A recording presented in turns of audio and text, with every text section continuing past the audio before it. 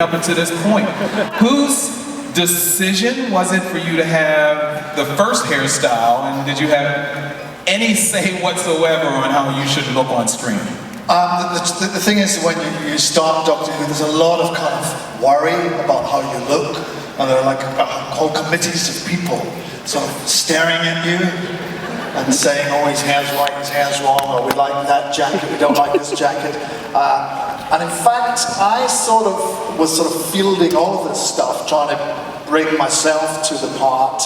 And actually, I always wanted to have longer hair. I always really wanted to have hair more like this. But it was decided, it's great how your hair can get a little flurry of applause. Isn't it? It's part of the hair fans. Hair fans. So yeah, I kind of, it was just decided I should have short hair, so I did. But it looks pretty good. It looks excellent. Very, very impressive. Okay, we're gonna go back and forth anyway. So we have all of our questions, as you know already, down the center here. Hi. Hi. How old are you? 10. 10. Alrighty. You have a question? What's your name? Emily. Hi, Emily. Hi. Thank you for coming to Dallas. My question for today is, what's your most embarrassing or awkward moment on the set? Good question. Oh, I'm sure you don't have to think that hard. Well, it's very embarrassing when you get your lines wrong, or when you are, I try stuff. When we work, you try ideas to see if they work, and they don't always work. Sometimes they're very silly and don't come out very effectively. So I have embarrassing moments every single day. But if you're an actor, and if you're interested in acting, you must get used to having embarrassing moments, because that's how you find good stuff. You must be prepared to be vulnerable. So there are a lot of situations that don't work that's actually has been filmed. Yeah, but they're usually, you're on the way to finding something that does work. But I mean, they can show up in a blooper reel. You know what, I'd love to see a blooper reel, but the show is so intense in terms of the amount of filming that has to be done in a small amount of time. I don't think anyone's got time to cut one together. You know? They'll make time. Yeah. Okay, hi. Thank you, sweetheart. Appreciate it. Next question. Hi. Hello. So, in The Witch is Familiar, how did it feel to ride around in front of one of your worst enemies? You mean in Davros' chair? Yes. It was absolutely great.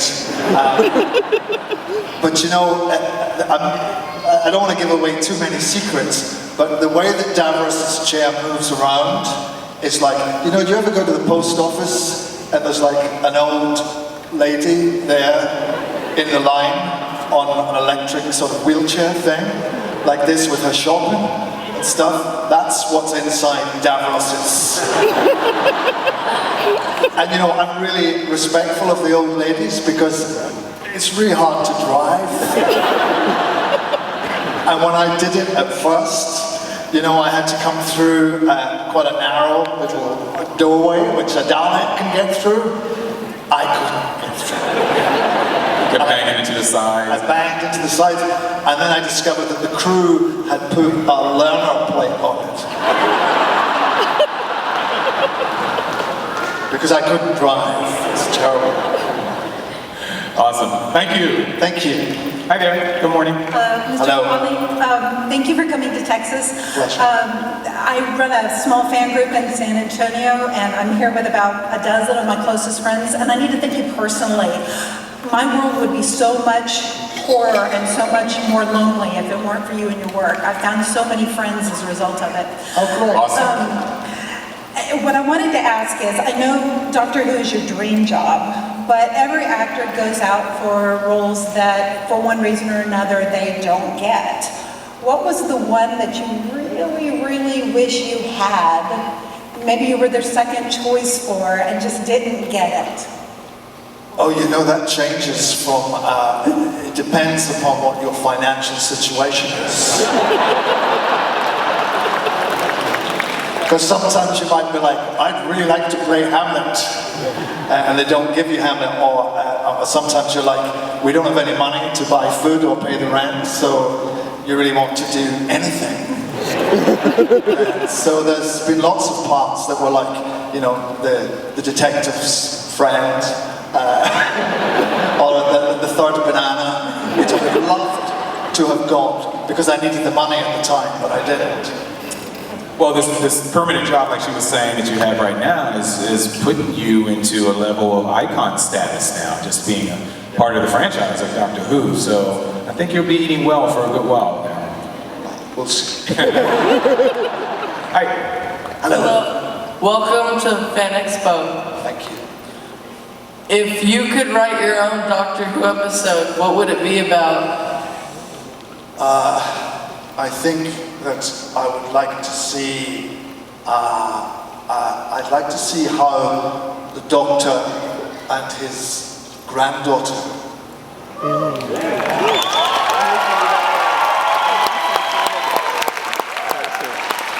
came to be. What is that situation? Is that really his granddaughter? If that's his granddaughter, is she a Time Lord? Or is she adopted? Or is it just a weird kind of, is he looking after her? There's some intense kind of psychic or genetic link between them, so I would love to know what that was. And also, of course, he left her and promised he would come back, and he never came back. So I would like to see him come back and meet her again. But with Daleks and monsters and explosions. Very well. But that's material to explore. Yeah. Obviously, make suggestions to your writers and stuff like that. Hi. Hello. We've had 2 members from The Thick of It guest on the show, so I was wondering who else would you like from that show to guest on Doctor Who? Villain or perhaps good guy? You mean of any actors? Yeah, that have been on The Thick of It, yes. They've been on the thick of it? Yes. We've had 2 already. You've had 2? Yeah. Well, anyone, the cast of the thick of it were extraordinary. Yeah. They were absolutely brilliant actors. So any one of them would do a wonderful job. So anything, really. Thank you. You're welcome.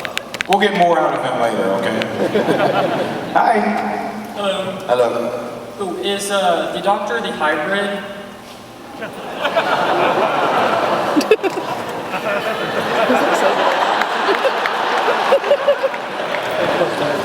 Get out.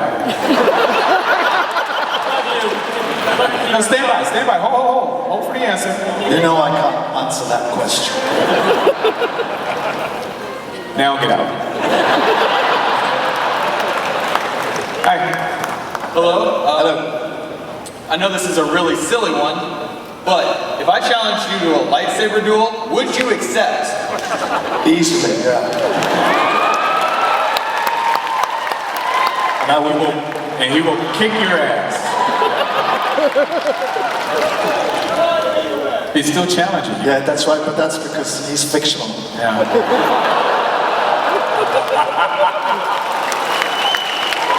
He can say anything he likes. Hi. Hi, Peter. Hello. So, first of all, we're all really happy that you're here. Great job on Doctor Who. Great job as a doctor. I wouldn't worry too much about that 3rd banana roll. It's fine. So my question, I was completely freaking out yesterday when I met you, and I know you're a huge Doctor Who fan as well. Have you ever met anyone from the show that you just completely were starstruck over? From the show. You know, I've met, when I was very young, I met, it wasn't technically, well, it depends where you stand, it wasn't technically Doctor Who, but I met Peter Cushing. Yeah. Star Wars, who was in Star Wars, but was well known to me growing up because he was in a lot of horror movies. I'm sure that's why he was in Star Wars, because I think George Lucas and Steven Spielberg loved the work of Hammer Pictures, and Peter Cushing was one of the stars of, and of course he played the Doctor in the big movie versions of Doctor Who. But I remember, and it's pertinent to this kind of experience here of coming to a big sort of fan convention. He was like opening a charity event in my hometown, and there was a very small queue of people, a small line, about half a dozen of us, because they didn't do things like this. And he signed an autograph for me, and he gave me, you know, they didn't sell autographs or anything in those days, they just gave me this 10 by 8 photograph of himself, and he signed it, and signed his name. And I loved this autograph so much, I based my own autograph on his. Because he has the same initials. He's Peter Cushing, and I'm PC also. And he was absolutely charming, so that was lovely. Thank you. A little bit on your childhood. You, from what I read, something, at what age was that? A Doctor Who script, in fact, right? Yeah, I think I was about 15. 16? Yeah. How did that come about?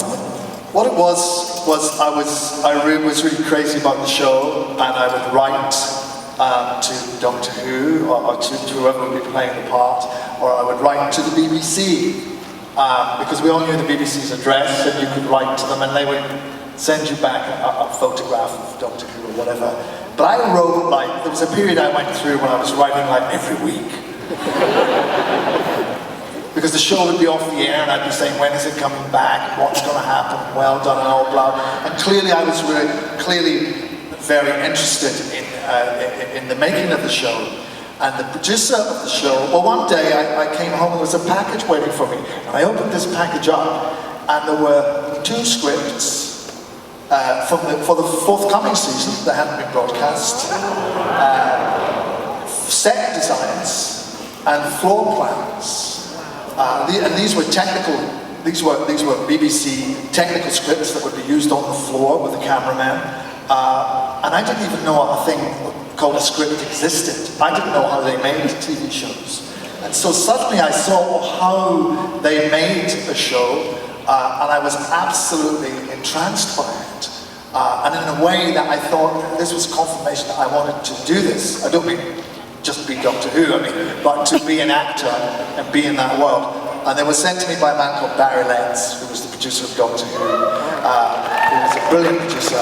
And I think they just did that in those days. They said if there was someone who got in touch and they thought that person was interested, they felt it was their duty to try and encourage them. That is freaky. But the most amazing thing was that many, many years later, I have a friend called Chris, who was an actor who I worked with, and we enjoyed each other's company. And I'd known him for about a year before he said to me, you know, my father is Barry Letts. And I finally got to meet Barry. This is freaky. In person, and thank him in person. And you were 15. Do you still have that script? And all that information? Yeah, I do. eBay. Wow. But it's a testament to Barry and to the BBC, which is the most incredible organisation. It's a publicly owned, and in our towns, in British towns, that means we, the taxpayer, own it. It's our BBC. And so there is a responsibility within the BBC to reach out to the people. And they gave back to the people. And they do it. You're a recipient of that. The circle goes on. Wow, the circle is complete. Circle is complete. Wow, awesome. Hi. Hi, Peter. Thank you so much for coming. I'm excited that you're here. Pleasure.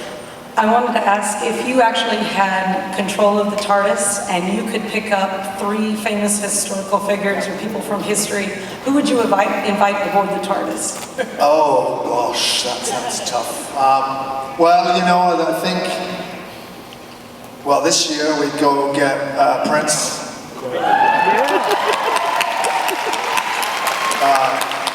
we'd go get Alan Rickman.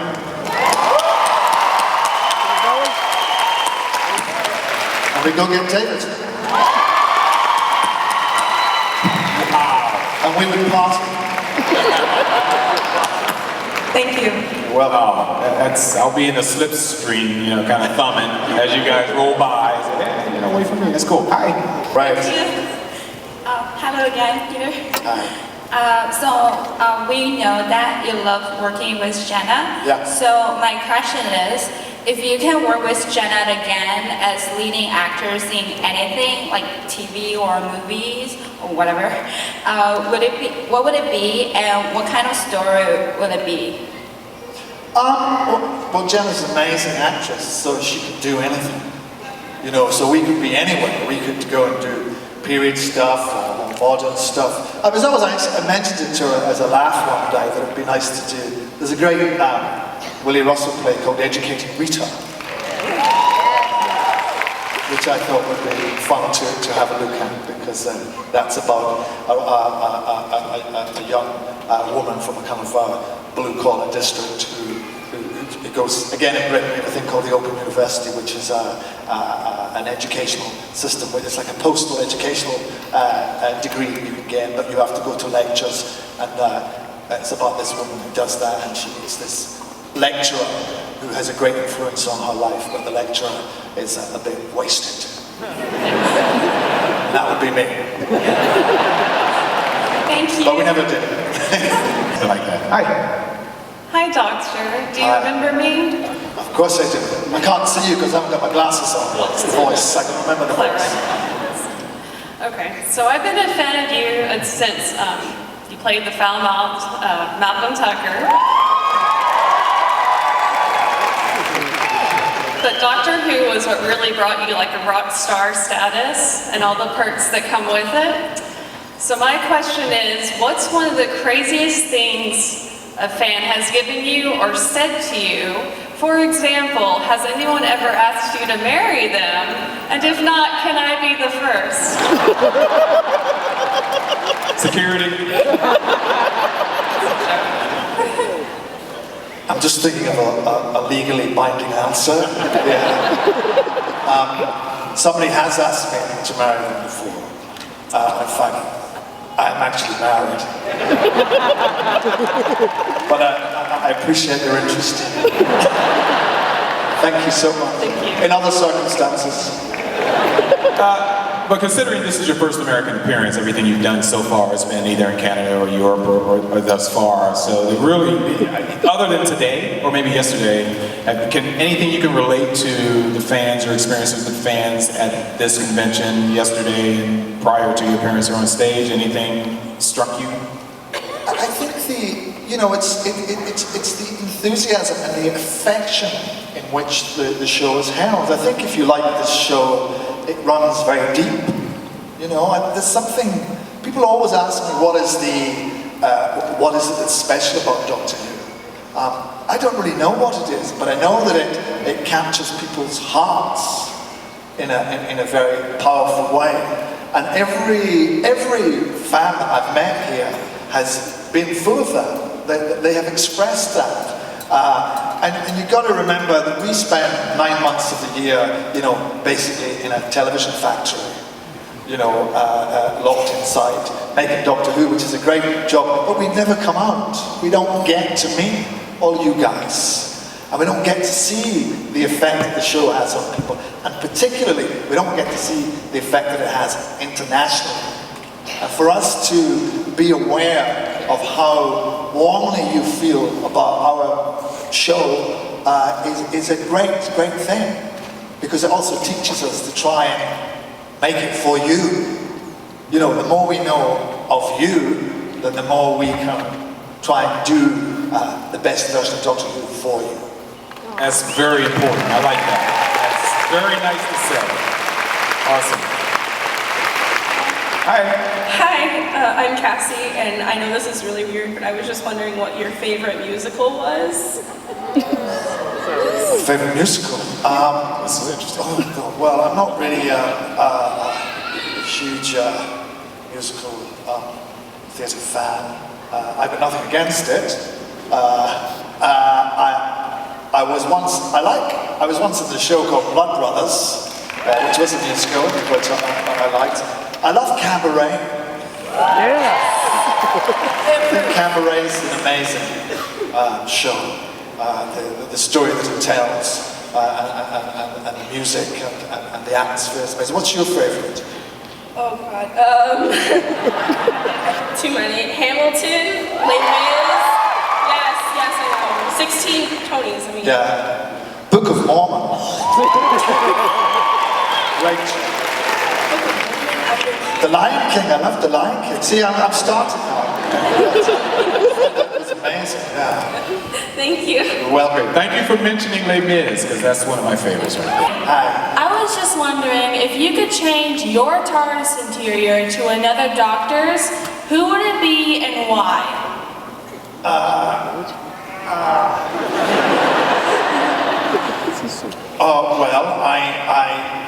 It's no secret that I'm a great fan of the classical TARDIS, which is what the TARDIS really is underneath all of that stuff. So I think I would go for a cross between William Hartnell's TARDIS and Tom Baker's TARDIS. Thank you. Welcome. Hi. Hi. Nice to see you. You too. Hi, Peter Capaldi. I was wondering... What's your name? Serenity. Full name? Serenity Joe Clark. Serenity Joe Clark. Okay. You're through to Peter Capaldi. He's sending you mail. How old are you? 9. I was wondering, what was it like when Michelle Gomez, you, and Gina Coleman were all stuck in a room together for a scriptural reading for the first time? For a scriptural reading? Maybe we know what she meant, but let's go with that.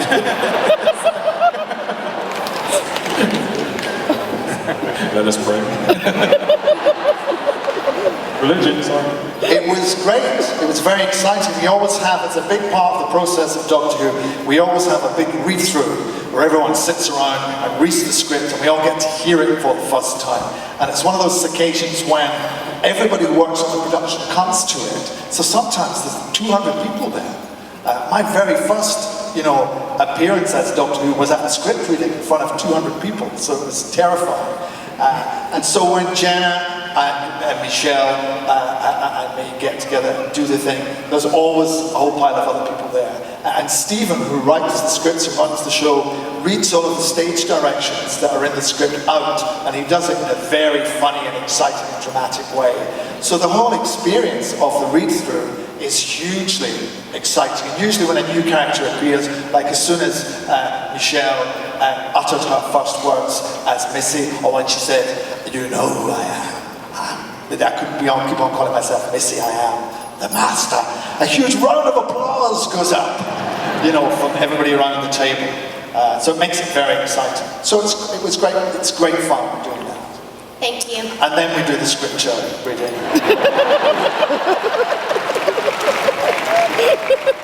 Dropping lower and lower and lower for each.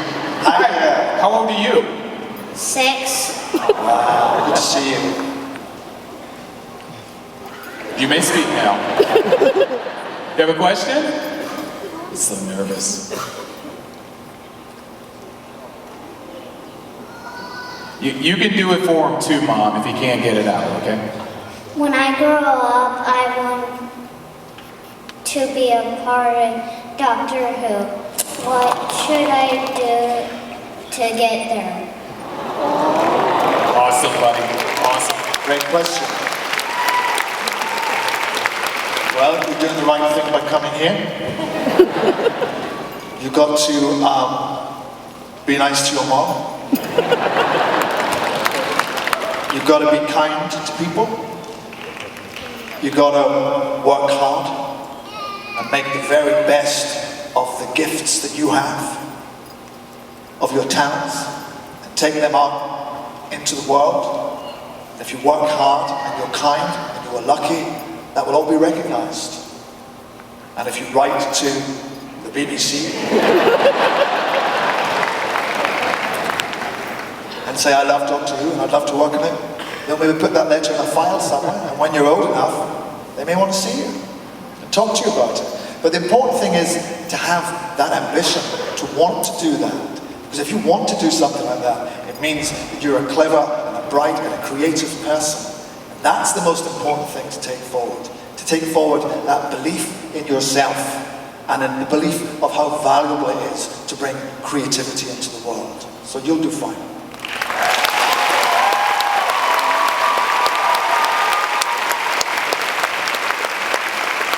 Now that was scripture. Good job. Hi. My name is Lucas, and I was just wondering, you did a Dalek voice last night. What other enemies can you do? I don't know. I can't remember what other enemies can I do? Cybermen, well, their voices, they don't tend to sort of speak very much anymore, do they? But they used to talk like that. They used to do a little sort of Stephen Hawkins kind of thing. I haven't practiced that at all. Funnily enough, one of my great, I love Julian Bleach, who plays Davros, who, does the voice without any electronic aids whatsoever. When you talk to him, he talks to you like this. He's very evil, doctor. And do you have a thing called corned beef here? Do you know what corned beef is? Yeah. Is there a cheer, a round of applause for corned beef? So I love Julian, but if Julian was here, I wouldn't know what he looked like. Because he always stayed in the Davros makeup. And I loved talking to him because he was so interesting. He was a brilliant actor, who did very, very stylish work. Did a great show called Shockhead and Peter, a brilliant actor. But I loved just hearing his stories. But I would chat to him and say, what have you had for lunch? After lunch, and he'd say, corned beef. Davros in the chair, corned beef. I said, where did you get the corned beef from? I didn't see that on the menu. And he leaned down like this. He brought out a tin of it. Corned beef. And he said he always travelled with half a dozen tins of corned beef.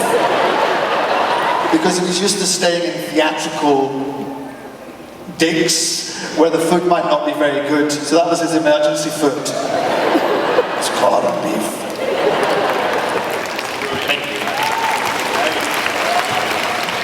Wow, there we go.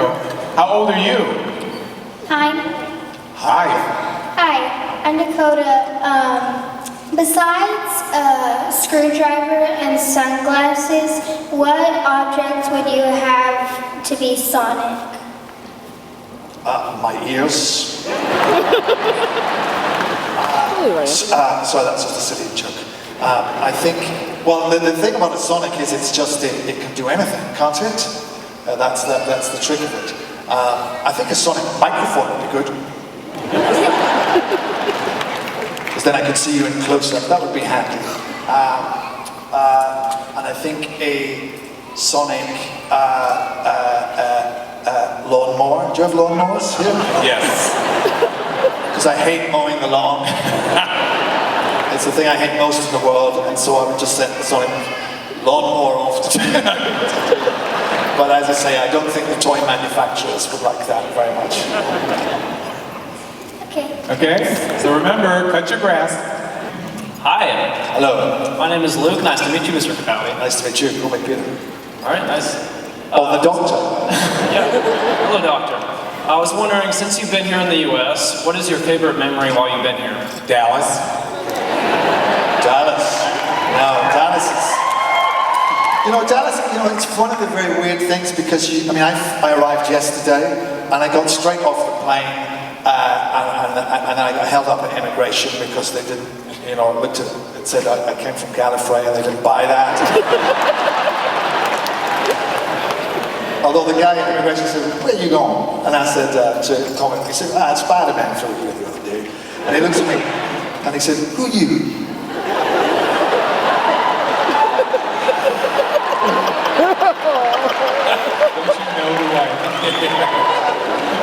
I said, I'm Doctor Who. And he said, he looked at me and went, you are Doctor Who. In you go. So that was fun. No, so what I'm saying was I really saw very little of Dallas except for immigration here and the hotel. What is extraordinary, of course, is the people. It's so lovely to hear people. They're so courteous and smart and clever, and your accents are just...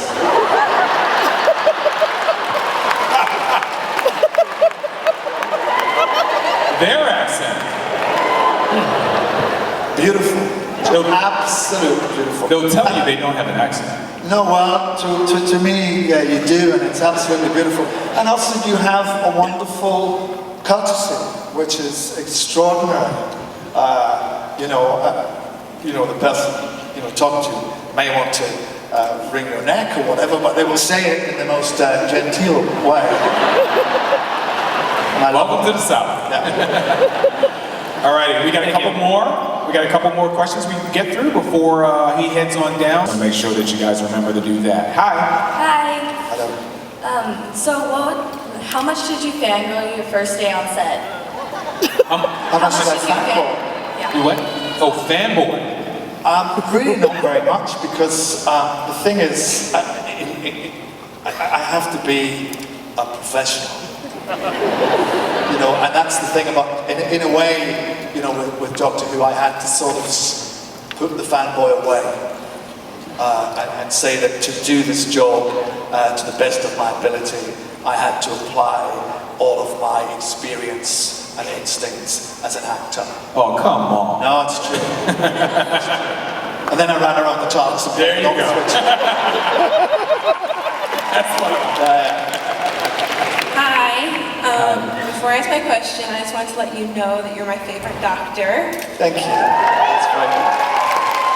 And my question was there a certain moment on set or filming a certain scene that you felt that you had finally arrived as your doctor? Ooh, I don't think you ever feel that to go back to talk to a professional actor, I don't feel as if you ever arrive. If you arrive, it's over. So you're always looking, but sometimes, so every time when I work on the show, I'm always looking for who this doctor is. Sometimes it appears. Sometimes he just sort of is there because we keep pushing and keep working at it. But from the moment you step out of the door, from the first moment you open the TARDIS door and pop your head out, you've got to be him.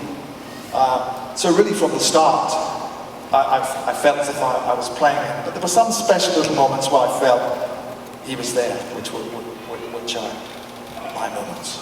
Awesome. Thank you. Thank you. Hi. Hello. Hello. Who is your favorite enemy? Oh, yeah, well, I like the Daleks. I like the Mondasian Cybermen. Were the original Cybermen. I like the demons, who are sort of strange, kind of demon-like creatures. I like them.